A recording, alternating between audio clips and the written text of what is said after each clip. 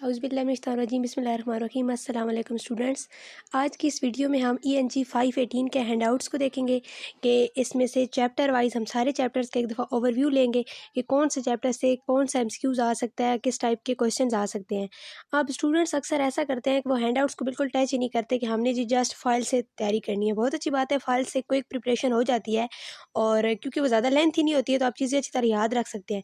लेकिन आप देखें हमारा जो MCQs के लिहाज से हैंडआउट्स को करना बहुत ज़रूरी है। अब देखिए हमारा जो क्विज़ नंबर 3 था उसमें हमारे पास टॉपिक इंक्लूड थे 132 से 149 तक। इसी तरह जो हमारा क्विज़ 4 था उसमें हमारे पास 160 से 180 तक टॉपिक इंक्लूड थे और फाइनल टर्म में टोटल हमारे पास जो टॉपिक्स हैं वो 87 से 204 तक हैं। तो इनमें से जो टॉपिक हम क्विज़ में प्रिपेयर कर चुके हैं उनको अगर निकालें तो फिर भी हमारे पास 87 टॉपिक्स ऐसे बचते हैं वो जो बिल्कुल रह जाते हैं अगर हम सिर्फ फाइल्स को करें। आप बेशक जितनी भी ग्रैंड्स फाइल को कर रहे हैं, जो फाइल्स होती हैं वो MCQs जो क्विज़ में आते हैं उन्हीं पे मुश्तमिल होती हैं ना। तो ये जो टॉपिक्स रह जाते हैं जो क्विज़ में शामिल नहीं है तो वो आपके कम्प्लीटली रह जाएंगे। फिर 87 टॉपिक्स आप देखें अगर रह जाएँ तो उसमें से बहुत सारी चीज़ें आपकी रह जाएंगी। और इसी तरह ज़रूरी तो नहीं है कि जो हमारे क्विज़ में MCQs आए हुए थे वो ही आए हमारे पेपर्स में भी। अब पेपर जितना भी चाहे मुश्किल हो जाए आता तो वो हैंड आउट में से ही है, तो क्यों ना हम हैंड आउट को कम्प्लीटली रीड कर लें एक दफ़ा। तो अगर आपके पास टाइम है तो आप हैंड आउट को रीड करें खुद एक दफ़ा बैठ कर तसल्ली से, और अगर नहीं है आपके पास टाइम की शॉर्टेज है तो आप ये वीडियो कम्प्लीटली वॉच करें। इसमें जो मोस्ट इंपॉर्टेंट चीज़ें हैं जो MCQs आ सकते हैं, मैंने प्रीवियस पेपर्स देखे हैं, पास्ट पेपर में जो क्वेश्चन रिपीट हुए हैं वो मैंने यहाँ पे हाईलाइट किए हैं, आप उनको नोट कर लें और इंशाल्लाह इस वीडियो को देखने के बाद आपका पेपर बहुत अच्छा हो जाएगा इंशाल्लाह। तो वीडियो शुरू करते हैं। 18 चैप्टर्स जो थे वो हमारे पास मिड टर्म में इंक्लूड थे। अब चैप्टर 19 से हमारे फाइनल टर्म सिलेबस का आगाज़ हो रहा है। यहाँ पे हमारे पास चैप्टर है अंडरस्टैंडिंग रिसर्च रिजल्ट पार्ट 2। अब यहाँ पे उन्होंने ये बताया है, मैं जस्ट जो हाईलाइट किए हैं मैंने जस्ट वो बताऊंगी जो MCQs में आ सकते हैं। यहाँ पे उन्होंने बताया कि जो न्यूमेरिकल डेटा होता है वो जनरली ईजियर होता है to work with than verbal data. तो ये वाला MCQs में आ सकता है, that numerical data are generally easier to work with than verbal data. ये वाला MCQs में आ सकता है। नेक्स्ट MCQs जो आ सकता है वो है I believe there are two things that turn a lot of people off about statics. तो वो टू थिंग्स जो हैं वो आपको ऑप्शन में उन्होंने दी होंगी, वो 2 थिंग्स आपने याद रखनी है। वो क्या है? Math formulas and a lot of technical jargon. तो ये वाला MCQs में आ सकता है। नेक्स्ट यहाँ पे हमारे पास है जी alpha does not always mean a Cronbach. ये वाला MCQs में आ सकता है। Alpha does not always mean, तो उन्होंने डिफरेंट ऑप्शंस दिए होंगे, क्रॉनबैक जो है उसका करेक्ट आंसर है। Population is the entire number of people. अच्छा, पॉपुलेशन और सैंपल की एग्जांपल बहुत ज़्यादा रिपीट हुई है, प्रीवियस पेपर को आप उठा के देखें बहुत ज़्यादा रिपीट हुई है। तो ये आपने इसका कॉन्सेप्ट क्लियर रखना है। जो इंटायर नंबर ऑफ पीपल होते हैं उनको हम कहते हैं पॉपुलेशन, और सैंपल उसके आगे से सब ग्रुप्स को हम एज यानी कि जो सैंपल होता है वो रिप्रेजेंटेशन कर रहता है पॉपुलेशन की, तो सैंपल जो होता है एज अ सब ग्रुप ऑफ टोटल नंबर। तो ये आपने याद रखना है। उसके अलावा जी हमारे पास है quantities that are gathered directly from the entire population are referred to as parameters। parameters की definition आ सकती है, parameters are a true values। ये वाला भी MCQs में आया हुआ है यहाँ पे। और जी मुझे जो इंपॉर्टेंट लगा है वो स्टैटिस्टिक्स कैन बी डिवाइडेड। अच्छा, इसकी जो कैटेगरीज हैं, कैटेगरीज जितनी भी दी हुई हैं वो आपने लाजमी याद करनी है, वो पेपर में बहुत ज़्यादा रिपीट होती हैं। तो यहाँ पे स्टैटिस्टिक्स की कैटेगरीज दी हुई हैं, ये 2 कैटेगरीज होती हैं, डिस्क्रिप्टिव एंड इन्फ्रेंशियल। आगे उन्होंने इनकी डिटेल्स बताई हुई है। आगे है जी the median is the middle point. अच्छा, मीडियन ये भी आया हुआ है प्रीवियस पेपर्स में। The median is the middle point in the distribution of data that divides the number of people in half. तो ये भी इंपॉर्टेंट था। आगे एक और MCQs है, there are also 3 different measures of variation. Measures of variation ये वाला पूछा जा सकता है पेपर में, वो कौन कौन से हैं? Standard deviation, semi inter quartile range and range. और ये SD stand for standard deviation, और स्टैंडर्ड डेविएशन जो है ये मोस्ट कॉमनली यूज्ड होता है रिसर्च में। ये वाला भी MCQs में आ सकता है। SD is the most commonly used in research. Next हमारे पास नल हाइपोथेसिस बहुत इंपॉर्टेंट है। नल हाइपोथेसिस के क्वेश्चंस हमारे मिड टर्म में भी आए हुए थे, तो ये वाला आपने पहली लाइन को याद रखना है। The notion of statistical significance directly relates to the testing of the null hypothesis. आगे उन्होंने बताया हुआ है कि जो नल हाइपोथेसिस में नल वर्ड है ये किस चीज़ को रेफर कर रहता है? देयर इज़ नो रिलेशनशिप और नो डिफरेंस बिटवीन ग्रुप्स। तो आगे हमारे पास इसकी एग्जांपल्स जो है, यानी कि इस जो नल हाइपोथेसिस था इसको क्लियरली किसने स्टेट किया था? वो किया था टी सैंग ने, और उसने 5 नल हाइपोथेसिस स्टेट किए थे। ठीक है, ये आपने याद रखना है कि टी सैंग ने क्लियरली स्टेट किया था नल हाइपोथेसिस को, और टोटली उन्होंने 5 नल हाइपोथेसिस स्टेट किए थे। आगे हमारे पास स्टैटिस्टिकल प्रोसीजर्स के बारे में उन्होंने बताया हुआ है कि inferential statistical can be divided into 2 general categories, non pragmatic and pragmatic. तो ये वाला भी एमसीक्यूज में आ सकता है। नेक्स्ट हमारे पास ये है कि जो नॉन प्रैग्मेटिक प्रोसीजर्स होते हैं उनको किस तरह की, यानी कि there are two procedure that are frequently seen in publish research. Publish research में उनको किस तरह से सीन किया जाता है, तो उनके यहाँ पे 2 रिसर्च के एग्जांपल उन्होंने दी हुई हैं, काई-स्क्वायर एंड स्पीयरमैन रैंक। तो ये नॉन प्रैग्मेटिक प्रोसीजर को रिसर्च में सीन किया जाता है as a chi-square and as a Spearman rank. आगे जी हमारे पास है कि जो नल हाइपोथेसिस और फिक्शनल हाइपोथेसिस में उन्होंने डिफरेंस बताया हुआ है, तो ये डिफरेंस भी पेपर में पूछा जा सकता है एज अ क्वेश्चन भी। इसको आप एक दफ़ा रीड आउट कर लें। वैसे नल हाइपोथेसिस की उन्होंने ये करैक्टरिस्टिक बताई है कि इसमें रिलेशनशिप नहीं होता किसके दरमियान, सक्सेस रेट के दरमियान और जेंडर के दरमियान, और फिक्शनल में होता है।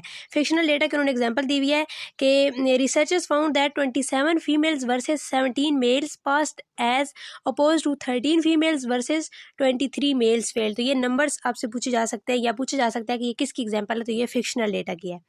लेसन नंबर 20 जो हमारे पास देख लेते हैं, इसमें से क्या इंपॉर्टेंट है।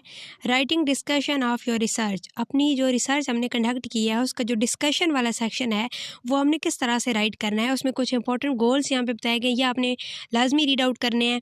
उसके बाद हम ये वाला क्वेश्चन इंपॉर्टेंट है कि what is important. Discussion section में इंपॉर्टेंट क्या होता है, उसके इंग्रेडिएंट्स आपने लिखने हैं। Overview of the study, overview of findings, relation of finding, attention to limitation, possible application, future possibilities, ये आपने लाजमी याद करना है। इंग्रेडिएंट्स बहुत इंपॉर्टेंट है। उसके बाद उन्होंने यहाँ पे कुछ समरी बताई हुई है उन पॉइंट्स की जो ऊपर हमने पढ़े हैं। नेक्स्ट हमारे पास डिस्कशन वर्सेस कंक्लूशन। अब कुछ रिसर्च में डिस्कशन और कंक्लूशन की जो पार्ट है वो इकट्ठे होते हैं और कुछ डिफरेंट होते हैं, तो यहाँ उन्होंने कुछ डिफरेंस ही बताया हुआ है। नेक्स्ट हमारे पास ये बहुत इंपॉर्टेंट क्वेश्चन है, make your discussion very effective. आप अपनी डिस्कशन को इफेक्टिव बनाने के लिए क्या कर सकते हैं, वो स्टेप्स लिखें। ये पेपर में आता होता है। तो आपने यहाँ पे लिखना है कि आप अगर हम कोई रिसर्च कंडक्ट कर रहे हैं तो हमारे पास जो हमारी रिसर्च की फाइंडिंग्स हैं उसमें जो मोस्ट इंपॉर्टेंट है उनको हम टॉप पे रखेंगे, फ्रंट पे रखेंगे, ठीक है। उसके बाद जो मीनिंग्स हैं उनको कॉन्टेक्चुअलाइज करना है कि ये किस कॉन्टेक्स्ट में है मीनिंग, ठीक है। उसके बाद अपनी एबिलिटीज़ को डेमोस्ट्रेट करना है। उसकी जो हमने जिस स्टडी पे हमने रिसर्च कंडक्ट की है, जो स्टडी है रिसर्च की, उसको हाईलाइट करना है। एंड देन अपना जो मतलब अपनी जो रिव्यूज़ हैं, अपनी जो कंक्लूशन है उसको कॉन्फिडेंटली आपने एक्सप्रेस करना है, उसमें डाउट वगैरह नहीं होने चाहिए। नेक्स्ट हमारे पास है lesson number 21, writing your conclusion, कि हम अपनी रिसर्च में कंक्लूजन किस तरह से लिख सकते हैं। कंक्लूजन वाले स्टेप में हम क्या करेंगे, अब कुछ रिसर्च में डिस्कशन एंड कंक्लूजन एक साथ होते हैं और कुछ में डिफरेंट होती है।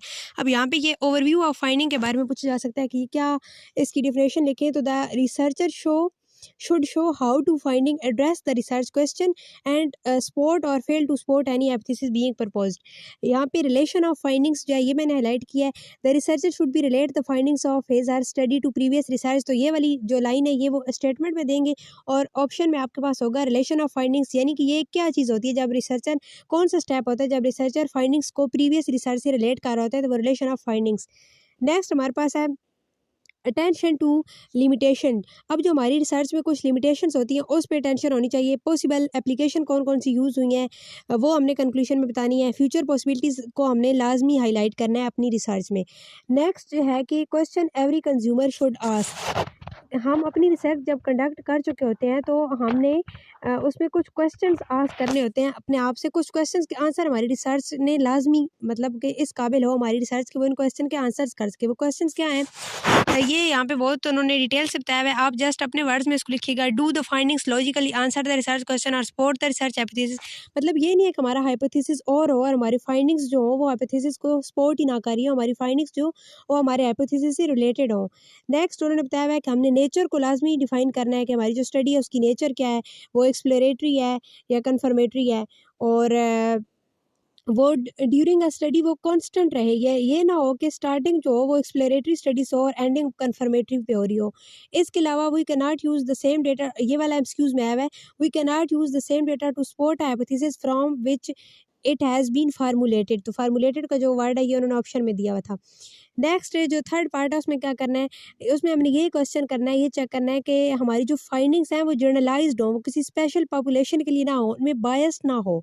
उसके अलावा यहाँ पे उन्होंने बताया हुआ है, ये वाला एमसीक्यूज में आ सकता है, not experimental design such as descriptive और correlational ones can not be used to directly show causation. आगे जी 5 पॉइंट में उन्होंने बताया हुआ है कि are the findings and conclusion related to the theory of previous research.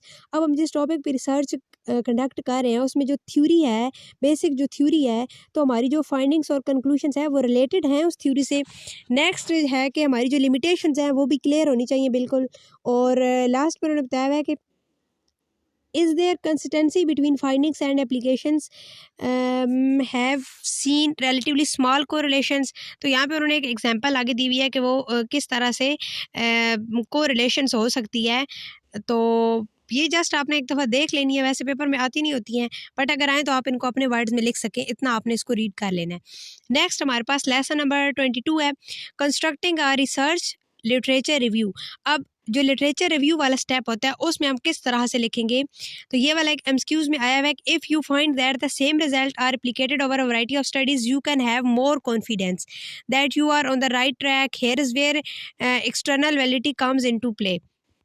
आगे चीज़ में एमसीक्यूज के लिहाज से ये वाला इंपॉर्टेंट है, doing a research review is important if you plan to do study for yourself. तो ये वाला भी एमसीक्यूज में आया हुआ है। नेक्स्ट हमारे पास यहाँ एमसीक्यूज के लिहाज से इंपॉर्टेंट है, first place to begin is searching for studies using preliminary sources, these are used. अब प्रीलिमिनरी सोर्सेज होते कौन से हैं, तो ये भी क्वेश्चन में पूछा जा सकता है। ये वो सोर्सेज होते हैं जो कि यूज होते हैं to find documents that report research studies और थ्योरेटिकल पोजिशंस। नेक्स्ट ये हमारे पास एमसीक्यूज के लिहाज से यहाँ से कुछ भी मुझे इंपॉर्टेंट नहीं लगा, ये वाला यहाँ से इंपॉर्टेंट है, some journal such as language learning and modern language journal have electronic version. अच्छा, कौन सी जर्नल के इलेक्ट्रॉनिक वर्जन्स हैं, तो ये वाला इंपॉर्टेंट है, एमसीक्यूज में आ सकता है, language learning and modern language journals. तो इनके इलेक्ट्रॉनिक वर्जन्स हैं जो कि हमारे लाइब्रेरी तक एक्सेस को ईजी बनाते हैं। नेक्स्ट ये हमारे पास है topic number lesson number 23, doing a research literature review. Literature review के बारे में यहाँ पे बताया जा रहा है। अच्छा, तो यहाँ पे ये वाला पूछा जा सकता है कि कौन सा आपको सॉफ्टवेयर सजेस्ट किया गया, तो ये आपने सॉफ्टवेयर का नाम याद रखना है, माइक्रोसॉफ्ट आर एक्सेस 2000। तो ये वाला हमें सजेस्ट किया गया माइक्रोसॉफ्ट सॉफ्टवेयर। उसके बाद जी हमारे पास यहाँ पे कुछ स्टाइल हमें बताए गए हैं कि अगर हम अपना लिटरेचर रिव्यू जो है वो किस स्टाइल में हम वो देंगे, लिखेंगे। When doing this use the style, या एपीए स्टाइल हम यूज़ कर सकते हैं या एमएलए। तो ये वाला इंपॉर्टेंट है, एमसीक्यूज में आया हुआ है कि कौन कौन से स्टाइल हम यूज़ कर सकते हैं, तो दोनों यूज़ कर सकते हैं, एपीए एंड एमएलए। आगे उन्होंने बताया हुआ है कि if you have publish literature review, यहाँ पे उन्होंने 8 कैटेगरीज बताया, 8 थिंग्स बताई हुई हैं। Main body of the study को समराइज़ करने के लिए उन्होंने 8 थिंग्स बताई हुई हैं। वो क्या क्या है, सबसे पहले फोकस ऑफ स्टडी, फिर उसके बाद रिसर्च क्वेश्चन, फिर उसके बाद हाइपोथेसिस होगा, नेक्स्ट वेरिएबल्स को डिस्कस करेंगे हम। उसके बाद 6 नंबर पे आता है जी प्रोसीजर्स जो फॉलो हुई हैं, मटेरियल्स, इंस्ट्रूमेंट वगैरह। उसके बाद कंक्लूजन आएगी, फिर ऑब्जर्वेशन होगी, और लास्ट पे with study that you want to put in your review, last पे अपना रिव्यू होगा ऑथर का। अच्छा जी, नेक्स्ट है हमारे पास lesson number 24, writing a research literature review. Literature review लिखने के मतलब यहाँ पे कुछ स्टेप्स बताए गए हैं। सबसे पहले इंट्रोडक्शन होता है।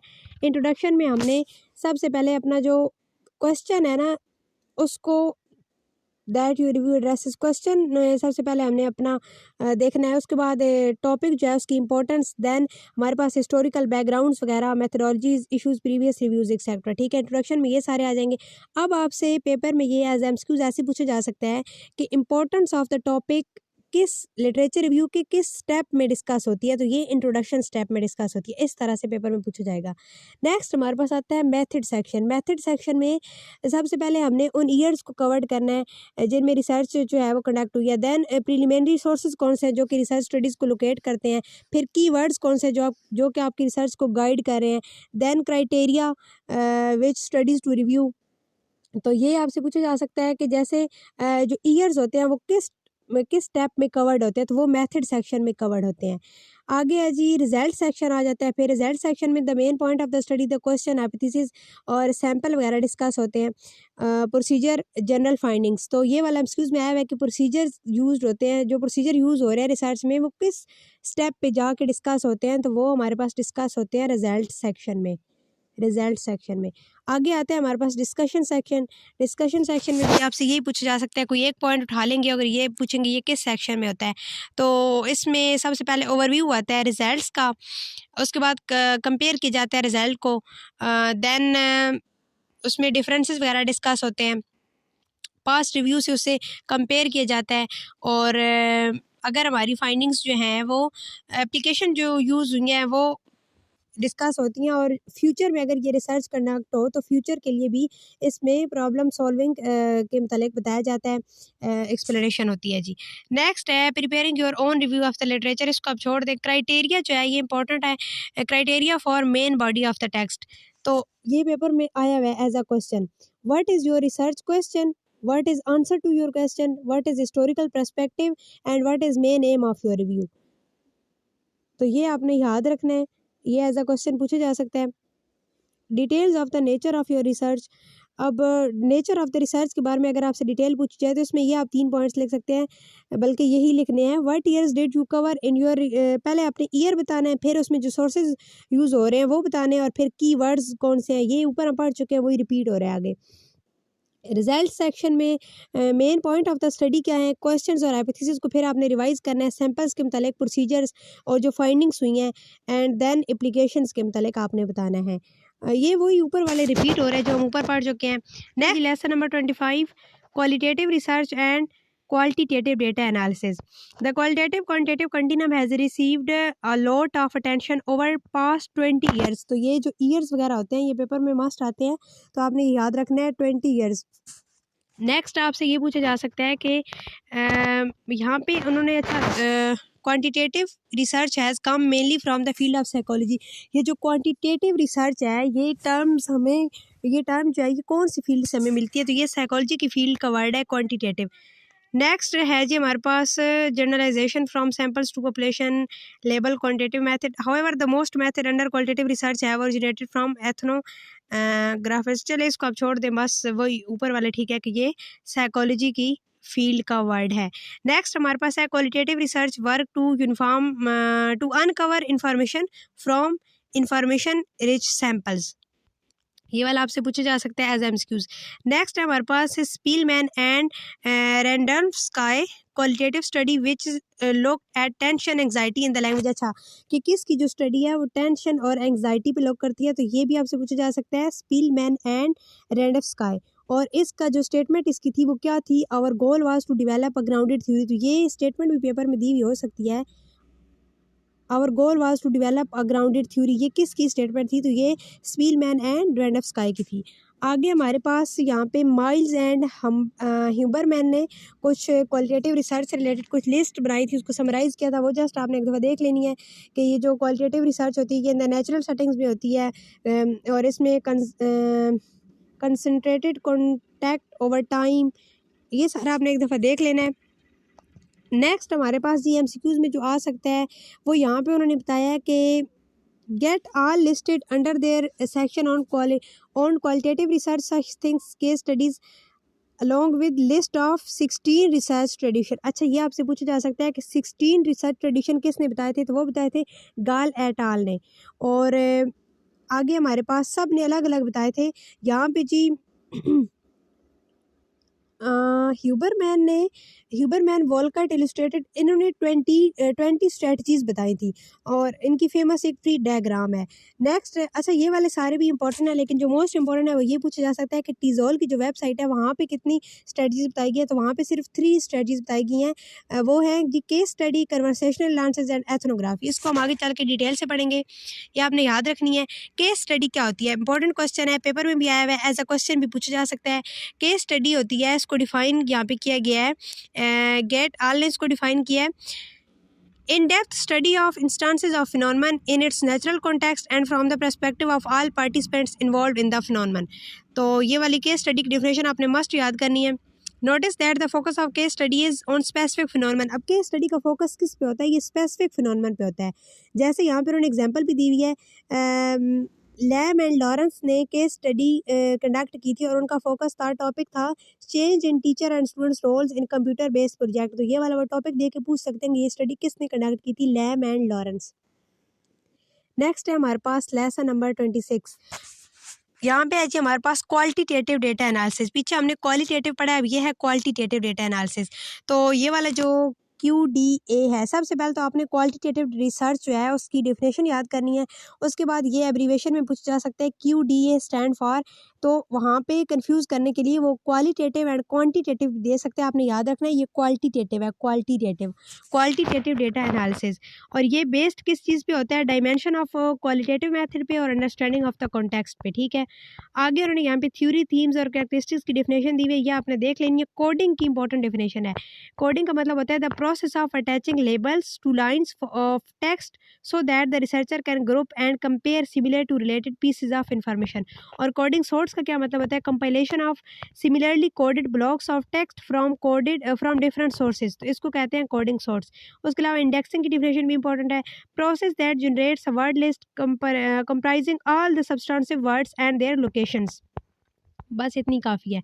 आगे उन्होंने यहाँ पे क्वालिटेटिव रिसर्च की डिस्क्रिप्शंस दी हुई है, तो इसको आप छोड़ दें। यहाँ पे उन्होंने क्वालिटेटिव एंड क्वांटिटेटिव, अब यहाँ पे क्वालिटेटिव का वर्ड है, क्वालिटेटिव नहीं है। Qualitative and quantitative data analysis में डिफरेंस बताया। यहाँ पे उन्होंने एक लाइन में बताया, आगे उन्होंने डिटेल से भी बताया हुआ है, तो ये आपने देख लेना है। अच्छा, ये एमसीक्यूज में आया हुआ है कि न्यूमेरिकल डेटा जो है ये किस रिसर्च में होता है, क्वान्टिटेटिव या क्वालिटेटिव, तो ये वाला क्वांटिटेटिव में होता है। न्यूमेरिकल डेटा क्वांटिटेटिव में होता है, और जो इंडिविजुअल्स के शेयर आइडियाज़ और एक्सपीरियंसेस होते हैं वो क्वालिटेटिव में होते हैं, क्वालिटेटिव में। यहाँ पे फिर उन्होंने डिटेल से डिफरेंस बताया हुआ है कि ये जो क्वालिटेटिव रिसर्च होती है ये स्टार्ट होती है ओपन एंडेड होती है, और ये स्टार्ट होती है मोर जनरल आइडिया से, एंड देन इमर्ज, इसमें इंफॉर्मेशन होती रहती है। और जो क्वांटिटेटिव होती है वो मतलब कि उसकी एक्सप्लेनेशन से उसका स्टार्ट होता है, and then identify and vast. तो ये आपने एक दफ़ा देख लेना है। Steps in qualitative data analysis, the process of, ये जो इसके स्टेप्स है ये इंपॉर्टेंट है। तो the process of qualitative data analysis, तो ये प्रोसेस आपने याद रखना है। ये स्टेप्स इन्होंने बहुत डिटेल से बताया है, आप जस्ट इनके स्टेप्स को देख लें। सबसे पहले आपने डेटा को ऑर्गेनाइज करना है, फिर उसके लिए फ्रेमवर्क आइडेंटिफाई करना है, फिर उस डेटा की कैटेगराइज करना है, sort data into framework, then code the data, use framework and descriptive analysis, then second order analysis. आगे है जी हमारे पास कंटेंट एनालिसिस, इंपॉर्टेंट डेफिनेशन है, पेपर में आई हुई है। Content analysis is the procedure for categorising of verbal और behavioural data for the purpose of classification, summarisation and tabulation. तो ये आपने डेफिनेशन याद रखनी है कंटेंट एनालिसिस की। नेक्स्ट नैरेटिव एनालिसिस भी है, इसको जस्ट एक दफ़ा रीड कर लें। डिस्कोर्स एनालिसिस इंपॉर्टेंट है। डिस्कोर्स एनालिसिस की डिफिनेशन अगर देखें तो it's a method of analysing a naturally occurring talk, spoken interaction and all types of written text, मतलब किसी तरह भी रिटन और जो स्पोकन हमारी टॉक होती है उसको एनालाइज करना, जो नेचुरली अकरिंग टॉक होती है उसको ऑर्गेनाइज करने के मेथड को कहते हैं डिस्कोर्स एनालिसिस। तो ये इंपॉर्टेंट है।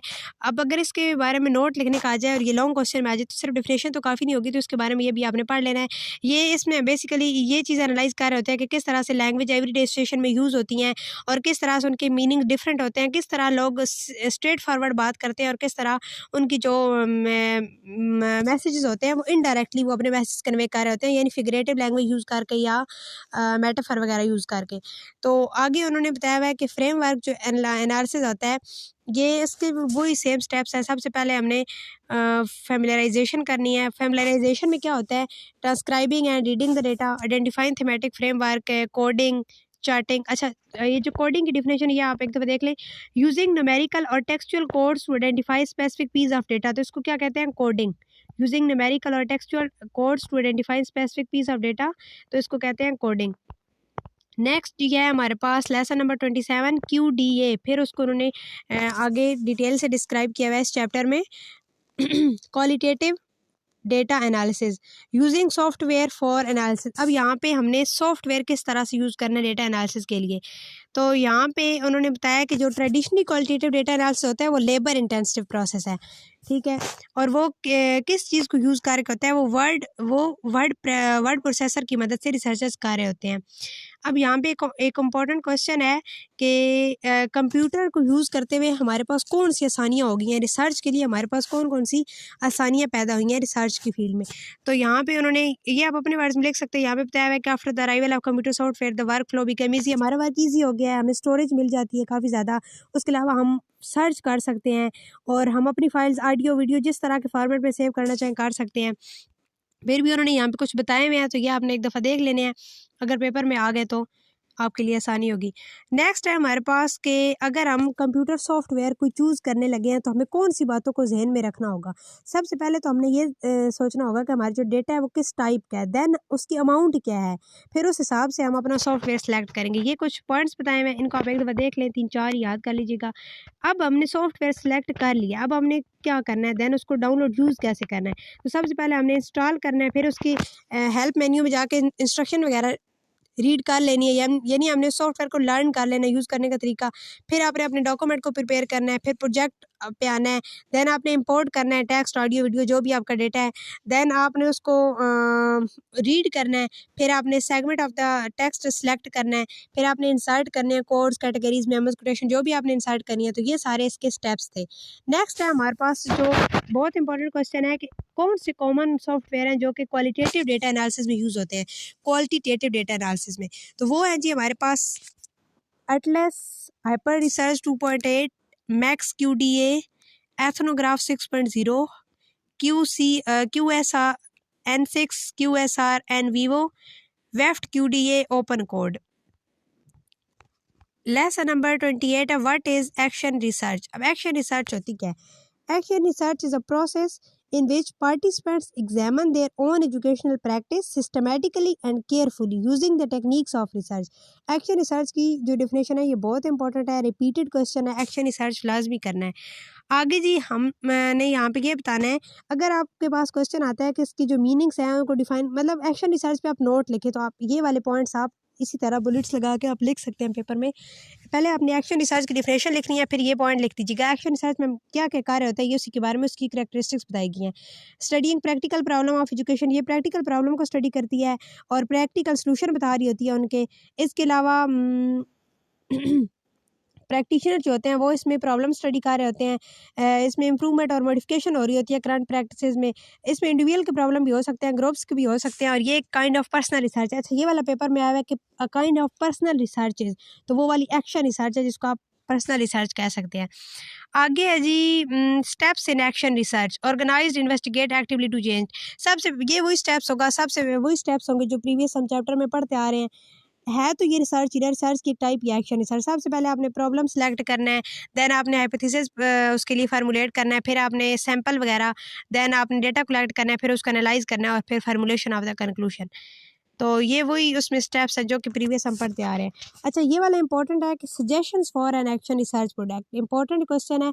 सजेशंस आपने लिखनी है अगर फॉर एक्शन रिसर्च प्रोजेक्ट, तो वो कौन सी हो सकती है। Determine the nature of project, developmental और एक्सपेरिमेंटल, यानी कि हमने उसकी नेचर को सबसे पहले जो रिसर्च है उसकी हमने नेचर को पहले आइडेंटिफाई करना है कि वो डेवलपमेंटल है, एक्सपेरिमेंटल है। Direct associated with the problem, real problem, plan, well regarded, school work, direct connection with qualitative improvement. तो ये सारे पॉइंट्स, इनमें से 3-4 बस याद कर लें, काफ़ी होंगे। नेक्स्ट है हमारे पास लेसन नंबर 29, सर्वे मैथड। पहले हमने पढ़ा एक्शन रिसर्च और अब हम पढ़ने लगे हैं सर्वे मेथड। ये भी एक तरह की रिसर्च ही होती है। इसमें हमारे पास क्वेश्चन फॉर्म होते हैं, क्वेश्चनर होते हैं, उसमें क्वेश्चन आंसर्स होते हैं, जस्ट आंसर करने होते हैं उनके। इसके बारे में डिटेल से पढ़ते हैं। Survey method gathers data by asking question. तो ये वाला एमसीक्यूज में आया हुआ है कि क्वेश्चन आस्क करके जो रिसर्च होती है उसको आप क्या कहते हैं, उसको सर्वे मेथड कहते हैं। सर्वे मेथड में क्वेश्चन आस्किंग का प्रोसेस होता है। A survey consist of formal list of question, question यानी क्वेश्चन पेपर बना होता है। तो ये सारे उसी के पॉइंट्स हैं। अगर इस पे लॉन्ग क्वेश्चन आ गया तो आप ये 2-3 लाइनें लिख दीजिएगा। Demographic question are the most popular and common. अच्छा, मोस्ट पॉपुलर क्वेश्चन कौन सा होता है, डेमोग्राफिक कौन से क्वेश्चन होते हैं, जैसे what is your age, what is your name, इस तरह के वन वर्ड क्वेश्चन जिसमें व्हाट, हु, व्हेन ऐसे वर्ड्स यूज हो रहे होते हैं। अच्छा, ये वाला भी एमसीक्यूज आया है कि बहुत cross sectional and longitudinal studies are observational studies. तो लॉन्गिट्यूडनल और क्रॉस सेक्शनल स्टडीज होती हैं, ये ऑब्जर्वेशनल स्टडीज की कैटेगरीज में आती हैं। नेक्स्ट है जी एमसीक्यूज है social economic characteristics and attributes are considered important in survey. ये सर्वे में इंपॉर्टेंट कंसीडर होते हैं सोशो इकोनॉमिक कैरेक्टरिस्टिक्स जो होती हैं, ठीक है। आगे है जी हमारे पास करैक्टरिस्टिक्स ऑफ सर्वे मेथड। अच्छा, ये सर्वे मेथड की करैक्टरिस्टिक्स हैं। वैसे किसी भी चीज़ की करैक्टरिस्टिक्स हो आपके हैंडआउट्स में आपको नज़र आए तो उनको आपने लाजमी रीड आउट करना है। करैक्टरिस्टिक्स पेपर में बहुत ज़्यादा आती होती हैं, तो ये वाली आपने, और 518 के पेपर में तो बहुत ज़्यादा ही आती हैं, तो ये आपने लाजमी याद रखनी है। सर्वे मेथड की क्या करैक्टरिस्टिक होती है, जो ऊपर आप इसकी एक्सप्लेनेशन में पढ़ के नहीं होता क्या है वही आप यहाँ भी बेशक लिख दें। ये ज़्यादा लार्ज केसेस में होता है। दूसरा, इसमें क्रॉस सेक्शनल स्टडीज़ होती है, मतलब डिफरेंट टाइप के पीपल्स, डिफरेंट बैकग्राउंड्स के पीपल इसमें इन्वॉल्व होते हैं। और इसकी जो करैक्टरिस्टिक्स होती हैं वो no characteristic of individuals involves clearly defined problem. जो प्रॉब्लम है वो क्लियरली डिफाइंड होता है।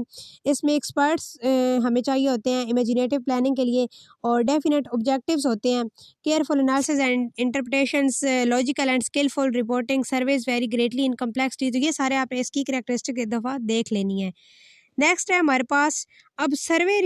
एक सर्वे जो है वो कंडक्ट करने से पहले, एक सर्वे करने से पहले हमें कौन सी चीज़ों को मद्देनज़र रखना चाहिए। सबसे पहले तो हमें ये देखना है कि हमारे सर्वे का मकसद क्या है, हम किस चीज़ को फाइंड करना चाहते हैं, किस चीज़ के बारे में जानना चाहते हैं, ठीक है, हमारी वांट्स क्या है। नेक्स्ट, हमने टारगेट पॉपुलेशन के किन लोगों से हमने ये सर्वे लेना है वो हमने सेलेक्ट करनी है, चूज़ करनी है, ठीक है।